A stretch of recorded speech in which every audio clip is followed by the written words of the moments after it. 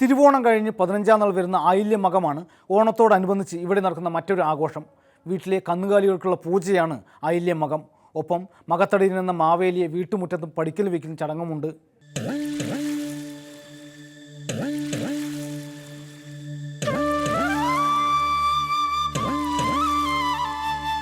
ആയില്യമകത്തിന് ആയില്യം ദിവസം മകത്തടിയാണ്, ഒറ്റത്തടിയോ, ഈ 3 ഇതല്ല വയ്ക്കുന്നത്, ഒറ്റ. അത് വെച്ചിട്ട് 4 കാവൽക്കാരെ ഗേറ്റിൻ്റെ അവിടെ വയ്ക്കും.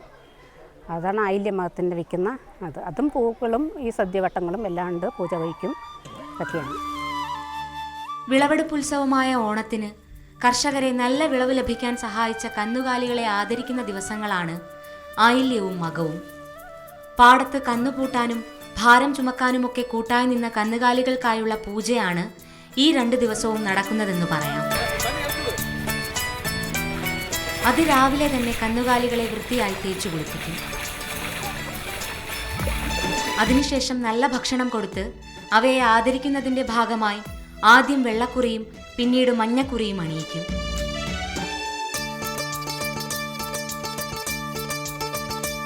ആയില്യം മകം എന്ന് വെച്ചാൽ പാലക്കാട് ജില്ലയിലെ ഗ്രാമീണ മേഖലകളിൽ ഈ ഒരു കന്നുകാലികളുടെ ഓണം എന്ന് വേണമെങ്കിൽ വിശേഷിപ്പിക്കാം.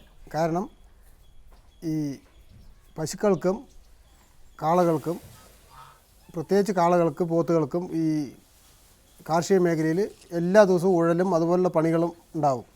അപ്പോൾ ഈ ആയില്യവും മകവും ഇന്ന് ദിവസം ഈ 2 ദിവസം കന്നുകാലികൾക്ക് റെസ്റ്റാണ്. അതുപോലെ റെസ്റ്റിനോടനുബന്ധിച്ച് അതുകൾക്ക് കുളിപ്പിച്ച് കുറിയിട്ട് നമ്മുടെ വീട്ടിലാണെങ്കിൽ ഓണത്തിന് വയ്ക്കുന്ന പോലെ മാവേലി വയ്ക്കുക, അങ്ങനെയുള്ള പരിപാടികളൊക്കെ ഉണ്ട്. പിന്നെ സമൃദ്ധിയായിട്ടുള്ള ഭക്ഷണം കൊടുത്ത് അന്ന് 2 ദിവസം നല്ല രീതിയിൽ ഭക്ഷണം കൊടുത്ത് പരിപാലിക്കുക എന്നുള്ളതാണ് ഈ ആയില്യമകത്തിൻ്റെ ഐതിഹ്യം. അന്ന് കാളകൾക്ക്, പോത്തുകൾക്കും പശുക്കൾക്കും എല്ലാം കുളിപ്പിച്ച്, കാലത്ത് തന്നെ കുളിപ്പിച്ച് ആയില്യത്തിന് അരിക്കുറിയും മകം നാളിൽ 2-ാം ദിവസം മഞ്ഞക്കുറിയും ഇട്ട് അത് പരിപാലിക്കുന്ന രീതിയാണ് പാലക്കാട് ജില്ലയിലെ ആയില്യമകം.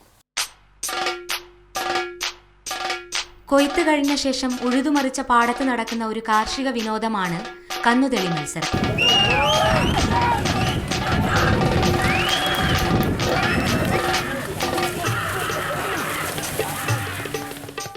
ആദ്യമൊക്കെ ധാരാളം പോത്തുകളും കാളകളും ഇത്തരം മത്സരങ്ങളിൽ പങ്കെടുത്തിരുന്നു.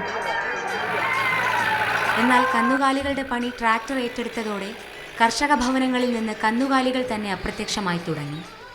കൂടെ മൃഗസംരക്ഷണ വകുപ്പിന്റെ നിയന്ത്രണം കൂടി വന്നതോടെ കന്നുതെളി മത്സരവും ഇല്ലാതായി.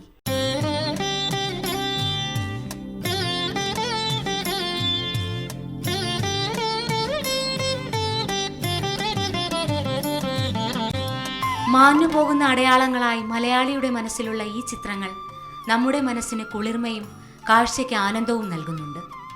കാർഷിക സംസ്കൃതിയിൽ ഉയിർക്കൊണ്ട ഓണം നഗര സംസ്കൃതിയുടെ പിടിയിൽ ഞെരിഞ്ഞമരുമ്പോഴാണ് ഇത്തരം കാഴ്ചകൾ നമുക്ക് ആശ്വാസമാകുന്നത്.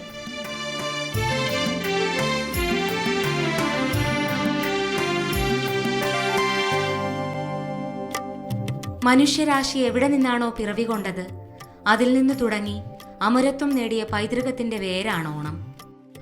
അതുകൊണ്ട് തന്നെ ജീവിതത്തിന്റെ ഏത് ഉത്തരാധുനിക വിഭ്രമത്തെയും അതിജീവിക്കാൻ കഴിഞ്ഞാലേ ഓണം ഇനിയും വളരുകയുള്ളൂ.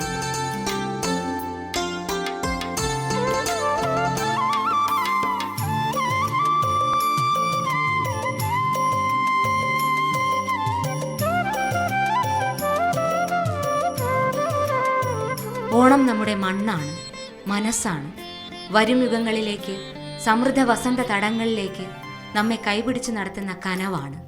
അതിനാൽ പൊയ്പോയ നല്ല നാളുകളെക്കുറിച്ചുള്ള ഓർമ്മകൾ നിലനിൽക്കുന്ന ഇത്തരം ആഘോഷങ്ങൾ മനുഷ്യനുള്ളിടത്തോളം, മലയാളിയുള്ളിടത്തോളം നിലനിൽക്കുമെന്ന് നമുക്ക് ആശിക്കാം.